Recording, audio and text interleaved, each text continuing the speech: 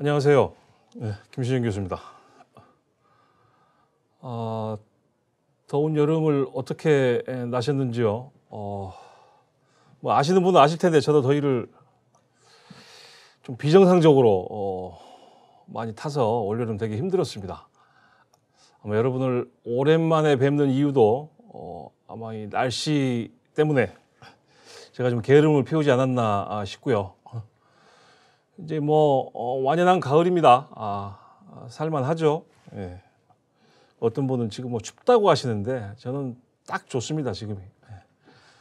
자, 오늘 말씀드릴 내용은 바로 이 책에 관한 얘기고요. 이게 뭐 시간이 나면 서점에 가는 걸 좋아합니다. 뭐 강남 교보도 좋고 광화문 교보도 좋고 아니면 뭐 다른 여기 왕십리 여기 역사에도 있죠. 거기서 제가 찾은 책이고요.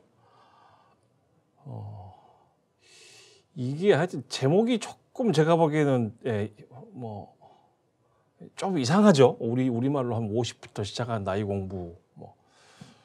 근데 무슨 얘기냐면 이 양반이 의사입니다. 의사면 이게 무슨 의학에 관련된 책이냐. 이에 뭐 약간 한 10% 정도는 의사로서의 자기의 30년간의 경험담을 얘기를 한 책이니까 이제 풀고 좀 편하게 하겠습니다. 당연히 뭐 사람 치료하고 약 이름 뭐 병명 이런 거 나오겠죠. 근데 본질적으로 이 책은 의학에 관련된 책이 아니다. 어떤 책이냐? 죽어가는 사람들을 30년 동안 관찰해 보니 수술과 약물이 할 수 있는 일이 있고 또 그 외에도 다른 일이 굉장히 많더라라는 거죠. 그런 것들 얘기입니다.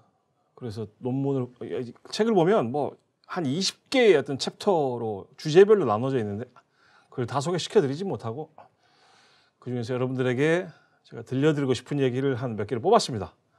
그래서 오늘 말씀드릴 거고요.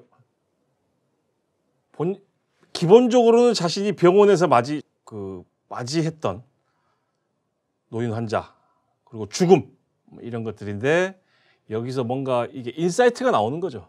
의학적인 내용이 아닌 어떤 지혜가 나오는 겁니다. 거기에 관련된 얘기고요. 처음에는 이렇게 나이 들고 아파가는 게 얼마나 힘든 일인가. 그것도 아주 나이가 많이 든 채로 살아가는 일. 저희는 아직 경험을 못 해봤지만 저희 부모님 세대들은 지금 그 단계를 지나고 계실 수도 있고 아니면 이미 사망에 도달하셨을 수도 있고 사람이 피해갈 수 없는 시간들입니다. 좋은 일이 없죠. 가족은 지칩니다. 간병인도 지치고요. 화를 자주 냅니다. 본인뿐만이 아니라 가족도 화를 내고 간병인도 화를 내고 어느 누구에게도 좋지 않은 상황. 단순히 그러면 이게 단순히 노인들이 병에 걸려서 이랬을까? 뭐 그런 질문이 생기는 거죠. 왜 이렇게 모두에게 다 안 좋은가? 심장마비나 폐렴에 대한 인류의 대응은 매우 발전했다. 어지간하게 빨리 병원 가면 다 살리죠. 요새 이렇게 카디악 어레스트 뭐 이런 거 오고 그리고 폐렴 이거는 사실 뭐 이제 병도 아닙니다. 근데 그 흥미로운 사실은 사망 원인의 대부분이 폐렴이라는 거죠. 감기입니다. 감기. 그러니까 지금 여러분들 우리가 지금 그 면역이라는 게 얼마나 대단합니까? 그러니까 여기 있는 스튜디오 안에도 지금 감기 균이 수억 마리가 있는 거예요. 수십억 뭐 막 돌아다니죠. 근데 안 걸려요, 감기를. 근데 면역력이 떨어진 사람은 무균실에 들어가 있어도 폐렴에 걸린다는 겁니다. 무균실이 진짜 균이 없겠어요. 그만큼 그 정상적인 상태에서 외부로부터 했던 침략을 막아내는 이 몸의 작용, 우리가 면역이라고 이게 얼마나 신비로운 건가요? 잘 먹고 달리면 한 거 없어요. 잘 먹고 그냥 잘 자고. 흔히 말씀. 그럼에도 불구하고 이제 그럼에도 불구하고 이 얘기가 나오죠. 관절염, 허리 아프고 가렵고. 저도 한 2, 3년 전부터 자꾸 가려워요. 겨울에. 그래서 병원 가면 우리 동네 피부과 선생님이 되게 재밌으신 분인데 뭐만 하면 아주 에이징이라 그러는 에이징. 그 나이 들어서 그러는 거라. 약도 처방전도 안 해줘요. 그냥 보습하라고 보습. 샤워하고 바세린 이런 거 많이 바르라고 가려운 데다 그러면 괜찮다고. 진짜 정말 괜찮습니다. 대소변에 관련된 문제들. 이런 문제는 뭐 그렇게 획기적으로 나아질 기미가 안 보여요. 심장마비나 폐렴처럼. 기력이 쇠하다. 노쇠라고 하죠. 노쇠. 그러니까 이게 질병 상태는 아닙니다. 질병 상태는 아닌데 사망 진단서에는 사망 원인으로 나오죠. frailty. 기운이 하나도 없는 상태. 이런 상태에서가 무서운 게 뭐냐? 감염이죠. 감염. 면역 체계가 전혀 작동하지 않는. 그리고 낙상.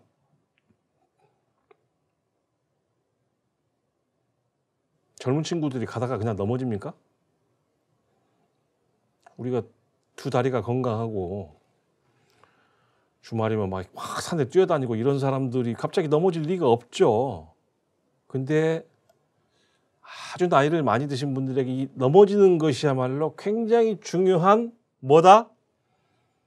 징후이다. 징후. 그 얘기가 나옵니다. 이제 낙상을 조심해야 된다.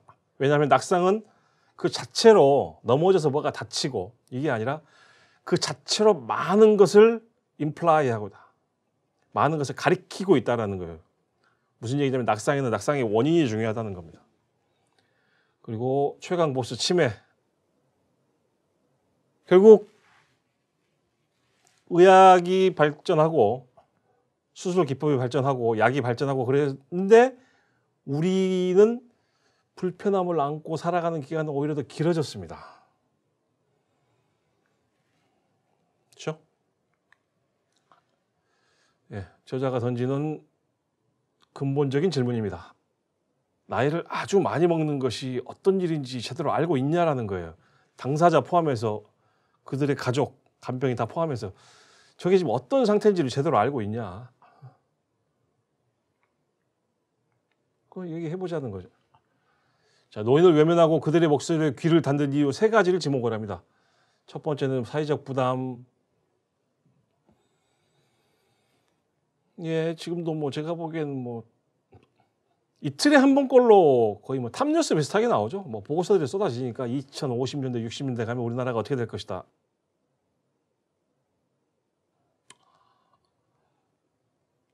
제가 그때까지 살 것 같으니까. 예, 저는 그때까지 제가 살 수 있을 것 같아요. 진짜 그때 되면 전철에 그 요즘 새로 나온 전철은 모르겠지만 옛날 전철 그 긴 줄이 7칸이죠. 저기 제가 그거 싹 보는 게 항상 습관이에요. 그러니까 몇 명이 남자고 몇 명이 여자인가. 나이의 분포는 어떠한가 뭐 이런 거. 정말로 6자리가 노인이고 1자리가 어린이고 뭐 이런 뭐 특정 시간에는 그럴 수도 있겠죠. 개인적 차원에서 포비아가 있습니다. 미래소년 코난에서 그 포비가 아니고 PHOBIA 공포. 뭐 벌레 무서워하고 이런 거 있잖아요. 괜히 아무 이유 없이 그냥 자기가 사람이 벌레보다 몇 천 배가 큰데 왜 그 조그만 걸 왜 무서워하죠? 노인을 보면 무서워합니다. 그게 무서워하는 건지 싫어하는 건지 정확하게 구분이 안 되는 것 같아요. 싫어한다 그러면 내가 나쁜 사람이 될까 봐 그냥 무서운 걸로 이렇게 싹 바꿔서 얘기하는 건지. 근데 아이들은 실제로 노인들을 무서워합니다. 네, 아이들 이렇게 까꿍까꿍 하고 고만할 때는 실제로 할머니 할아버지들 보면 막 울고 그렇죠. 인간 본성이 어떤 내재되어 있는 어떤 그런 공포, 모르겠어요. 두려움. 네. 정치 차원에서도 이 노인 집단을 굉장히 이렇게 존경하고 공경하는 것 같지만 그게 다 두려움에서 시작되는 거죠. 대한민국의 어느 유력 정치인이 왜 뭐 그랬다는 거 아닙니까? 투표하는 날 나오지 말고 쉬세요. 한마디 했다가 그냥 휙.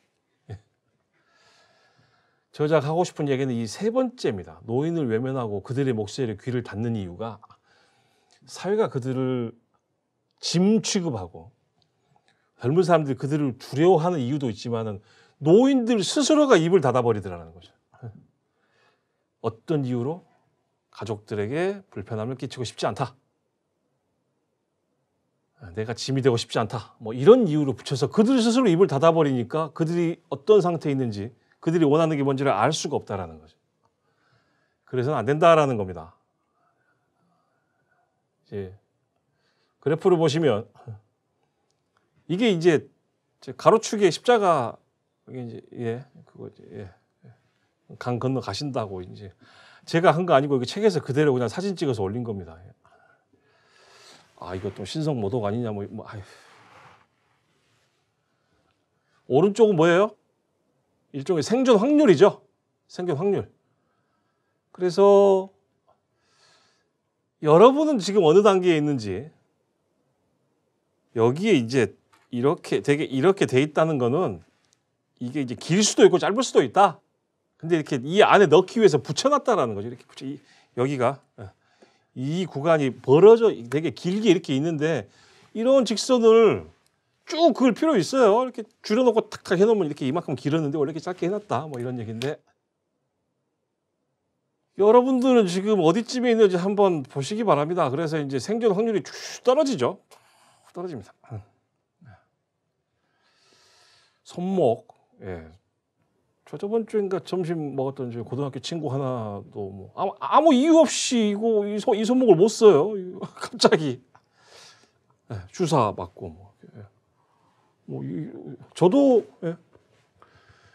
이쪽 테니스 이거는 골프 엘보라 그러나요? 예, 바깥쪽이니까 이게 갑자기 아파가지고 아주 저녁마다 막 쑤시고 그러니까 이쪽 팔 운동을 못 하니까 아유 막 이렇게 팔 두께도 달라지는 것 같고 그래요. 뭐 아무 이유는 없죠.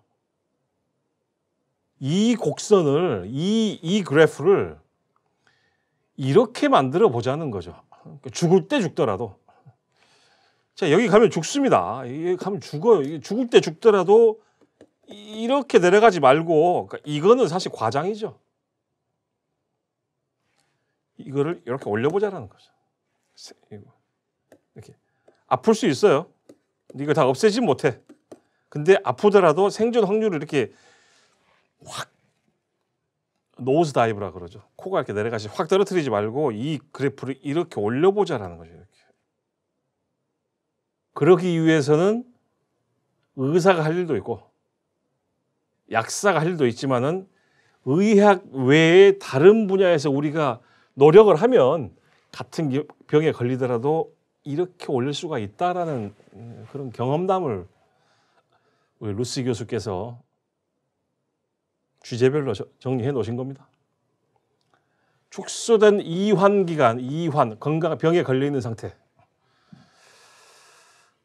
이런 말. 네, 근데 이걸 축소된 병에 걸려 있는 상태를 말한다. 이환을 건강하지 못한 상태 뭐 이런 게 있다. 이것도 좋은 지식이죠. 한번 알아놓으십시오. 이거는 이제 그쪽 업계에서만 쓰는 단어니까. 나이가 들어서 생기는 골치 아픈 일을 최대한 마지막으로 죽기 직전에까지 미룰 수 있으려면 뭘 어떻게 해야 될까? 일종의 이제 이 책의 결론 같은 얘기인데 이제 먼저 얘기를 하시죠. 아예 그냥 자켓을 입지 말고 시작할 걸 그랬습니다. 뭐든지 젊을 때 시작해야 된다. 뭘 젊을 때 시작하라고요? 나이가 들어서 생기는 골치 아픈 일을 최대한 마지막으로 미루기 위해서 그때 가서 하지 말고 젊었을 때 시작을 해라는 겁니다. 뭘 해라? 이런 강의 들으라는 거예요. 이런 책 봐라. 이런 교육이라는 게 무슨 수능 봐서 대학을 다시 가라 이런 얘기가 아니고 정보를 많이 취득을 해라는 거죠. 많이 듣고 많이 읽어보고 또 전문가들이 하는 대로 그대로 따라서 해보고 직업도 중요하고 경제력도 중요합니다.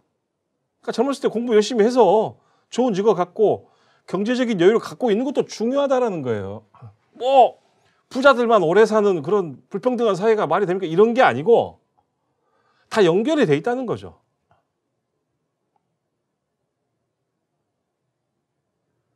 담배 1년이라도 하루라도 빨리 끊고 섭생이면 섭생. 콜라 먹는 거 아니에요? 콜라 먹는 거 편식하는 거? 아니에요. 교육. 자, 맞는 얘기를 듣고 읽고 해서 뭐 날마다 스테이크 먹고 뭐 몸에 좋은 거 뭐예요? 뭐 이런 날마다 스테이크 먹으면 고혈압으로 죽을 텐데. 예. 그런 거 말고 자신이 할 수 있는 한도 내에서 좋지 않은 음식을 최대한 덜 먹고 또 좋은 재료를 가지고 잘 조리해서 먹고 그게 섭생이죠. 아니 매 새끼를 뭐 최고급으로 먹어 그러면은 체중 200kg 돼서 금방 죽지 않을까요? 갑자기 또 그 영화 생각이 난다. 저 세븐 브래드 피트하고 모건 프리만 나오는 그 먹여가지고 죽이는 거 있잖아요. 통조림 그거 깡통 묶어놓고 계속 먹여서 그게 뭐 하여튼 예. 그런 거 말고 예. 자 엉덩이 떼기 앉아있지 말아라는 거 앉아있지 마라. 지금부터 예. 요즘에 어디 가보면은 대기업은 그렇게 아직 못하는 것 같은데 조그만 회사들에서는 서서 컴퓨터를 해요. 업무를 서서. 저는 그거 아직 상상은 안 됩니다. 그거 얼마나 다리가 아플까? 근데 그게 그렇게 좋다는 거 아닙니까? 안 앉아 있는 게. 또 적절할 때 이사하기. 자기의 경제적 수준을 고려를 해서 자기 노후 생활에 자기에게 가장 도움이 될 만한 것으로 집으로 옮기는 것도 중요하다는 겁니다. 우리하고는 참 안 맞는 상황이죠. 예? 죽기 아니면 살기로 그 집에서 계속 살고 언제 아파트 오를까 이게 아니라 다시 돌아가 볼까요? 나이가 들어서 생기는 골치 아픈 일을 최대한 마지막으로 미루기 위해서 해야 되는 것 중에 하나가 적절할 때 이사하기라는 겁니다. 유언장 쓰셔놓고 예. 보험 약간 챙기고 그리고 당신의 주변 사람들과 당신의 죽음에 대해서 얘기를 해라. 특히 여러분의 가족들과.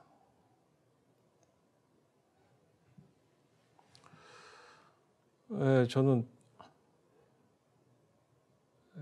뭐 저희 애들하고 이런 얘기 가끔 하는데 명절 때 이제 주로 하죠. 왜냐하면 선산에 가서 이제 절하고 오고 그러면은 내 아빠 죽으면 어떻게 할래? 뭐 저는 뭐 미리 다 얘기를 해놨습니다.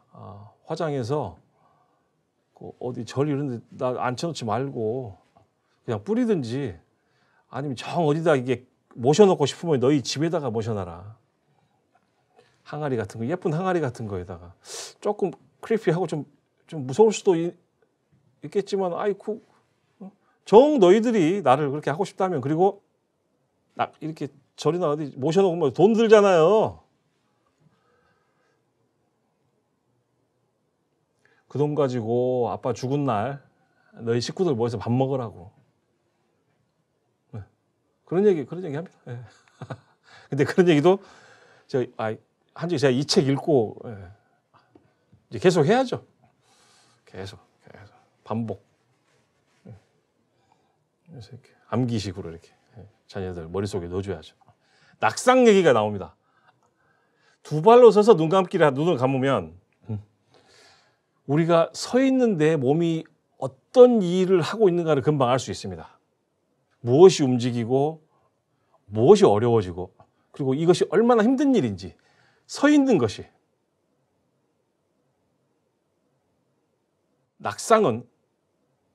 낙상이 일어나서 발생한 어떤 손실, 어떤 상해 이런 것보다는 그 전에 무슨 일이 벌어지고 있었던가가 훨씬 더 중요할 수도 있다.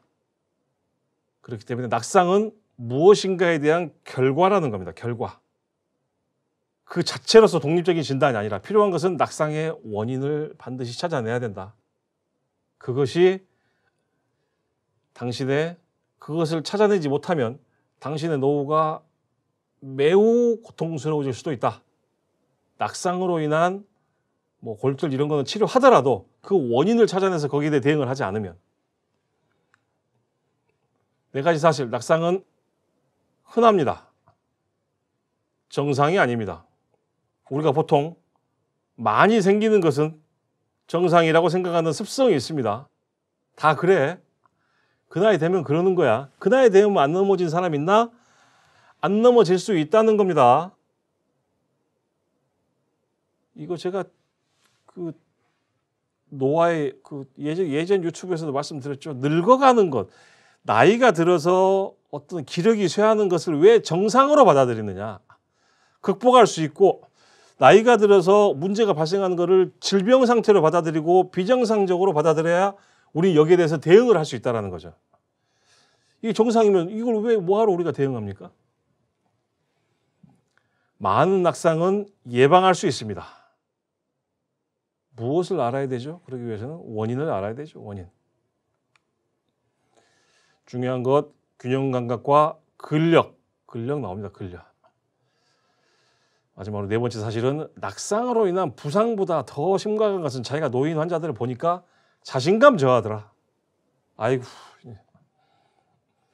자신감 저하되면 어떻게 돼요? 이제 더 안 움직입니다. 네, 활동량이 더 떨어지는 거죠. 그렇게 해서 자기 몸은 죽어가게 된다는. 두 번째 이슈는 약입니다. 쭉 읽어보십시오. 제가 이 얘기를 어디 가서 했다가 저도 이제 자기 전에 약을 뭐 한 대여섯 개 뭐 이렇게 먹는데 이제 그거 약은 아니라고 그러더라고요. 건강 보조식품. 네. 오메가3 뭐 이런. 여기서 약은 처방전을 받은 약. 내과에 가서 이 약 받고 피부과에 가서 저 약 받고 이비인후과 가서 저 약 받고 뭐 다 받아오면은 한 움큼 되죠. 근데 중요한 것은 모든 약에는 부작용이 있습니다. 부작용. 그거에 대해서 어지간한 의사들은 얘기를 해주지 않아요. 또 어떤 의사들은 물어보겠지만 대부분 의사들은 물어보지 않습니다. 혹시 자기가 내과 의사인데 처방전을 내요. 그럴 때 혹시 이런 약을 드세요? 혹시 다른 약 드시는 거 있으세요? 이런 거 물어보는 경우도 그렇게 흔하지도 않은 것 같아요. 그냥 처방전. 간호사가 그냥 주잖아요. 간호사가 돈 낼 때. 그러면 안 된다는 겁니다. 이 약과 이 약을 섞었을 때 어떤 일이 일어날지도 의사가 다 알고 있어야 되는데 물어보질 않는다든지. 그러면 자기가 얘기를 해줘야죠. 그리고 이 약과 이 약은 절대 같이 먹으면 안 되는데 처방전을 내준 의사가 다르면은 그걸 알 리가 없죠. 의사는 알겠죠. 의사는 아는데 자기가 얘기를 안 하면 치명적인 독이 될 수도 있고. 예, 세계보건기구 보고서의 내용을 인용을 합니다. 절반 이상이 부적절하게 처방되고. 그래서 뭘 해라? 버리는 약 바구니를 만들어라라는 거예요. 안 먹는 거 여기다 버려. 그리고 반드시 의사와 상의를 해라는 겁니다. 어떤 약을 처방전을 받을 때 자기가 무슨 약을 먹고 있으며 이 약의 부작용이 뭐며 어떻게 되며 이런 거에 대해서 의사는 그런 얘기에 답을 해줘야 될 의무가 있는데 물어보지 않으면 얘기를 안 해준다는 거죠. 우리나라가 특히. 그 약의 부작용에 대해서도 물어보시라는 겁니다.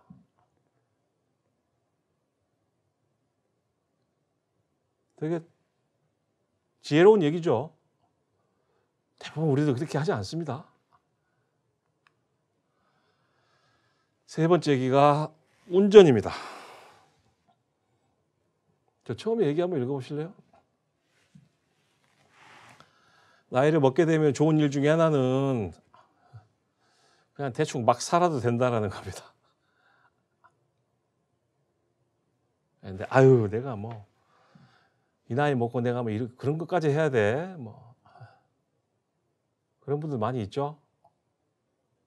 그러다가 이제 꼰대 소리 듣는 거죠, 이제. 그러다가 마음대로 하고 살고 그냥 전철에서 통화 크게 하고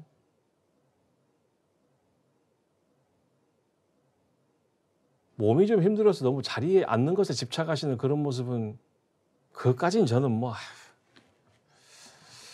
하여튼 좀 그 다리 이렇게 쫙 벌리고 앉아 있고 그 임산부석에 앉아 있는 여성 노인 또는 중년 여성 여러분 어떻게 생각하세요? 저는 뭐 이렇게 가이드라인이 좀 있으면 좋겠는데 불편한데 또 굳이 저분이 뭘 그렇게 잘못했나? 비어 있으니까 앉았는데 근데 또 거기에 앉아야 되는 임산부가 근처에 있을 수도 있어요. 그렇다고 거기를 절대 앉지 마 하고 임산부 표식 뭐 이런 거 있거든요. 이걸 반드시 하고 이것이 있을 때만 앉을 수 있어. 시민들의 어떤 자발적인 공간에 국가 권력이 그렇게까지 개입해 들어가는 것이 맞냐? 뭐 이런 예. 전철을 타고 다니면 되게 그 도덕적 딜레마 상황들을 되게 많이 경험을 하게 됩니다. 그 개인의 이기심과 어떤 공익 간의 충돌 이런 것도 많이 보게 되고 잠깐 셌습니다. 그러나 운전은 다르다. 이 구속감을 느끼는 사회 규범에서 해방되는데 운전에 대한 규범에서는 해방돼서는 안 된다라는 겁니다. 왜? 당신의 운전이 타인을 위험하게 할 수 있기 때문에. 여기서 당신이란 노인을 얘기하겠죠. 우리나라는 이런 일 잘 없습니다. 우리나라는 일단 차들이 하도 많아서 차가 막혀가지고 차가 빨리 못 다니니까. 근데 이제 뭐 그런 그 유럽이나 미국에 이런 일 가끔 있죠. 뭐 이렇게 카페테리아 뭐 이렇게 식당인데 앞에 야외에서 이렇게 있는데 거기 뭐 차가 할아버지가 운전하시다가 주무시고 들어가 버리죠. 사람이 죽고 뭐. 우리나라도 그 있습니다. 그 운전면허 반납하면 돈을 좀 주는 그 제도를 제가 어디서 본 것 같아요. 그렇게 해서라도 자발적으로 운전을 그만하고 운전면허증을 반납해주면 좋은데 그렇게 안 되니까 이렇게 인센티브를 좀 들여서라도 하지 않으셔서 전반적인 사회의 운전으로 인한 위험도를 낮추면 돈 뭐 나라가 돈이 좀 있으면 그런 데 쓰는 거면 나쁘지 않죠. 그 돈을 또 얼마로 해야 되느냐 뭐. 자, 그러면 운전이라는 행위를 이거는 잠재적으로 위험한 행위다 라고 간주하는 것은 당연합니까? 저는 당연하다고 생각합니다. 저는 언제 어디서든 사람을 죽일 수 있는 행위인 거죠. 아니 사실 총 이렇게 들고 다니는 거하고 똑같은 거 아닙니까? 어떻게 좀 과장돼서 얘기를 하자면 총 칼 이렇게 들고 다니고 차 100kg 이거 그냥 들어가 버리면 영국에서는 심장판막 수술 뒤에는 4주간 운전을 금지하고 가벼운 뇌졸중 이후에는 한 달간 운전을 이런 규정이 있답니다. 우리나라에 이런 게 있는지도 모르겠어요. 우리나라 이런 거 있으면 복잡해. 뭐 4주 그러니까 수술 증명서 뭐 이런 거 갖고 다녀야 돼요. 근데 이제 그런 건 있겠죠. 운전을 하다가 사고를 냈는데 이게 피해 조사를 하다 보니까 이 운전자가 뭐 큰 수술을 뭐 한 일주일 전에 했더라. 이렇게 되면 사실 약간 그 자신의 의무 처벌의 정도가 조금 더 올라갈 수 있는데 가뜩이 아프셨던 분인데 또 처벌까지 세게 하고 또 잘 모르겠네.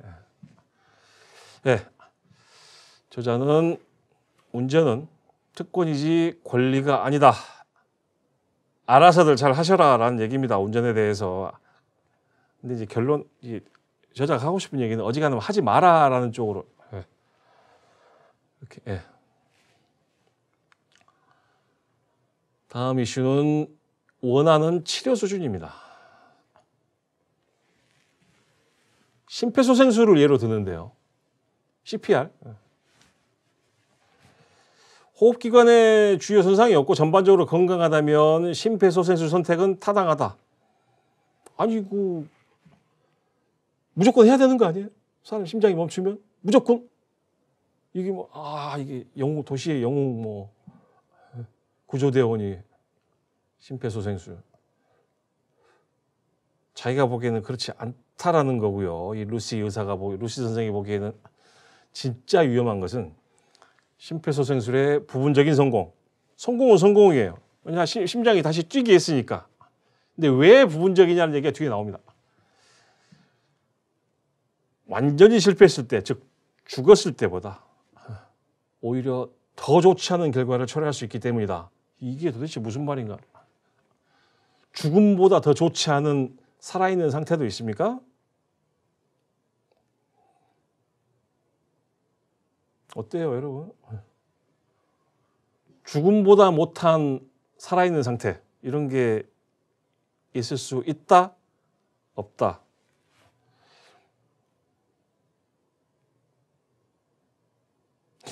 지금 이제 나와서 그러는데, 여러분, 이것도 그래도 나름 유튜브인데, 구독, 좋아요, 이런 거 좀 하시고, 그 댓글도 좀 달고 그러세요. 이거 투표 한번 해볼까요? 이거? 죽음보다 더 좋지 못한 살아있는 상태가 있을 수 있다, 없다? 댓글에 달아보십시오. 본인이 몇 학번 누구라고 저한테 얘기하셔도 좋고, 예. 좀 참여를 좀 해달라, 그 얘기예요. 읽어보십시오. CPR은 신속하게 시도하면 일부 상황에서 함정인 성공률을 보인다. 전반적으로 건강하고 뭐 이런 상황. 그러나 대체로 CPR 자체가 성공률이 낮고, 이것에 따르는 리스크로는 첫 번째는 갈비뼈 골절. 해부학적으로 그렇게 되어 있죠. 우리의 장기는 갈비뼈에 둘러싸여 있습니다.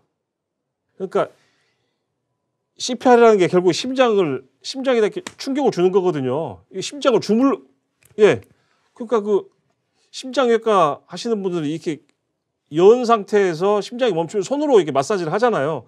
그거를 밖에서 하려면 어떻게 해야 돼? 해부학적으로 어떻게 해야 되겠냐? 갈비뼈를 깨고 들어가야 된다는 겁니다. 갈비뼈 골절은 당연히 장기 손상, 갈비뼈가 다른 장기를 손상을 하고, 뇌 손상, 최악의 경우에는 환자의 존엄이 사라진 상태에서의 사망, 존엄이 사라진 상태에서 아직 돌아가시지 않은 상태, 완전히 몸이 그냥 이걸 원하느냐라는 거죠.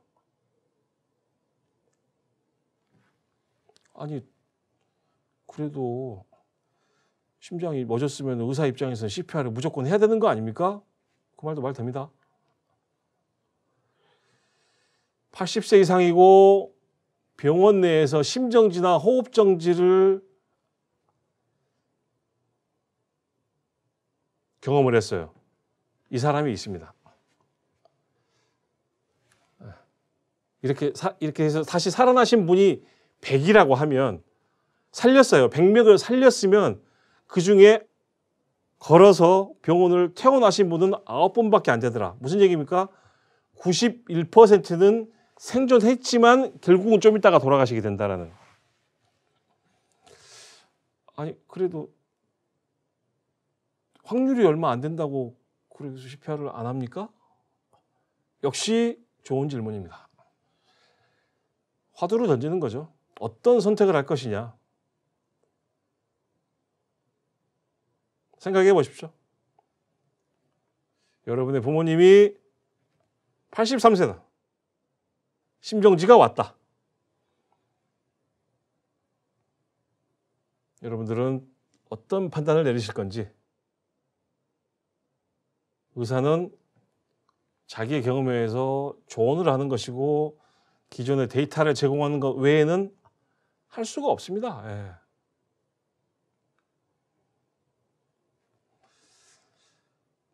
의사는 이게 CPR을 하셔도 대부분 결국은 돌아가시게 되고, 본인이 굉장히 고통스럽습니다. 그리고 산소호흡기를 이제 끼셔야 되고, 뭐 장기가 손상이 되고 이렇게 됩니다. 라는 얘기가 되게 불편하죠. 그러면은 보호자들도 당신은 뭐 해보지도 않고 그런 얘기를 막 하는 거야? 그게 아니라 이 사람은 그렇게 배워왔고 자신이 임상 경험을 통해서 그렇게 되리라는 걸 알아요. 근데 얘기하기가 불편해. 그냥 해달라니까 그냥 할 거야. 그냥 이게 맞냐라는 거죠. 의사는 정보를 숨겨서는 안 된다. 자기 전문가로서 자기의 견해를 얘기를 해줘야 된다. 그리고 보호자들의 결정에 도움을 줄 수 있어야 된다. 그래서 저는 연명의료 중단 서약을 했습니다. 그 정확히 모르겠네. 하여튼 저는 그 연명으로 중단 그건 확실해요. 그러니까 약물로 심장을 살리지는 마라. 정지한 심장을. CPR까지 모르겠네. 예. 약물로 살리거든요. 약물로는 살리지 마라. 그게 그 분명히 기억이 납니다. 연명의료 중단 서약 조금 더 관심을 가져주시기 바랍니다. 민감한 질문에도 답은 필요하다. 그 답은 어떤 답? 전문가로서의 답입니다. 목사님으로서의 답, 신부님으로서의 답, 스님으로서의 답이 아니라 의사로서의 답입니다. 공부하고 경험했던 것들. 그 답을 듣는 사람이 받아들일 것인가는 그건 it's up to them. 거기까지는 의사의 역할은 아닌 거죠. 다음 이슈는 임종을 대하는 태도입니다. 임종을 지키는 사람들은 굉장히 무서워한다고 합니다. 잘 안 하려고 그러죠. 저는 제 할아버지, 외할아버지 한 분 더 있는 제가 임종을 한 3번 정말 임종이요. 이렇게 옆에서 이렇게 손 잡고 이렇게 돌아가시고 이제 뭔가 좀 이상한 것 같다 그래서 이거 확인해보고 임종했죠. 임종. 조금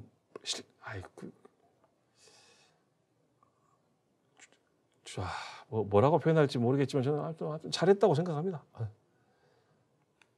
저자는 이렇게 얘기를 합니다. 우리는 그 상태가 매우 무섭고 두렵지만 실제로 그 사람들은 우리가 생각하는 것은 고통스러운 상태는 아니고 정상적으로 죽어가는 과정은 이게 온화하다는 게 모르겠어요. 저게 편안하다와 같은 말인지 아니면 스무스하다 뭐 이런 말인지는 잘 모르겠지만 두려워하지 마라라는 거죠. 사람 생명의 불꽃이 꺼져가는 과정이고 그 과정에서 필요한 것은 뭐다? 옆에 있어주고 대화가 필요하다. 그 전에 아버님 루시 선생님의 아버님 사례를 듣는데요. 아버지 이제 임종을 하고 돌아가셔서 장례를 치르고 집에 가서 보니까 공책이 있고 거기에는 이런 내용들이 있더라라는 거죠. 저런 것들을 정리해놓고 돌아가신 분을 저는 제 주변에서는 본 적이 없습니다. 별거 아닌데 A4지 한 장이면 끝나는 건데, 그죠? 임종 전에 준비들을 좀 해놓으시라. 그리고 더 중요한 것은 저런 얘기, 저런 주제들을 가지고 가족들과 얘기를 하라는 겁니다. 가족들과. 가족들이 힘들까봐, 고생할까봐 저런 것들을 정리 안 해놓고 가시면 가족들이 더 고생하니까. 근데 이제 꼭 저렇게 유언장에 내가 너 얼마 주고 이런 근데 내가 빚이 있고 이러면 또 복잡해지겠지만 in general 일반적으로 저 작업을 해놓으시고 저 작업을 하는 과정에서 가족들과 얘기를 나누라라는 얘기입니다. 자신의 죽음이 초래할 혼란에 대해서 우리 아빠는 알고 있었던 것 같고 우리를 위해서 우리 보고 혼란스러워하지 않기 위해서 우리가 슬퍼하지 않기 위해서 이런 버퍼를 만들어 놓으신 것 같다.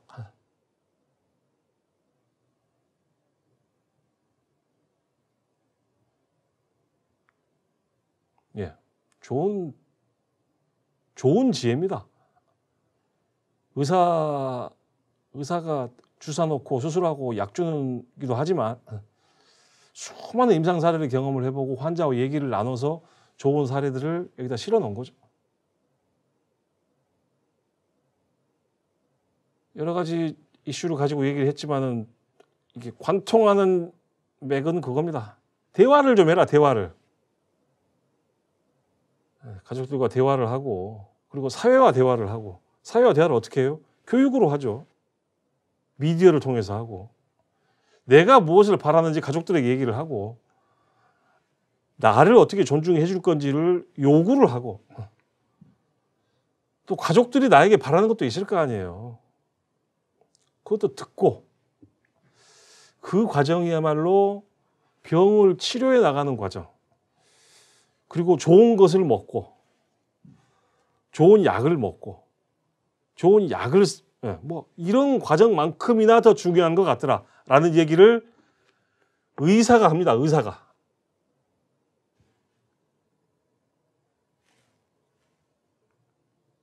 예, 여기까지입니다. 기회가 되시면 동네 서점에도 아니죠. 요즘 시립도서관 이런 데 많이 있으니까 도서관에 거의 대부분 있습니다. 이 정도 되는 책들은. 한번 사실 읽어보시면 가슴이 이렇게 좀 따뜻해지고 먹먹해지는, 왜냐하면 본인의 경험이 이제 막 떠오르거든요. 저도 이제 저희 재작년에 작고하신 저희 선친 생각도 나고, 그래서 네, 되게 좋은 책이었다.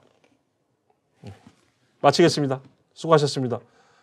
댓글 꼭 달아주세요. 예, 수고하셨습니다.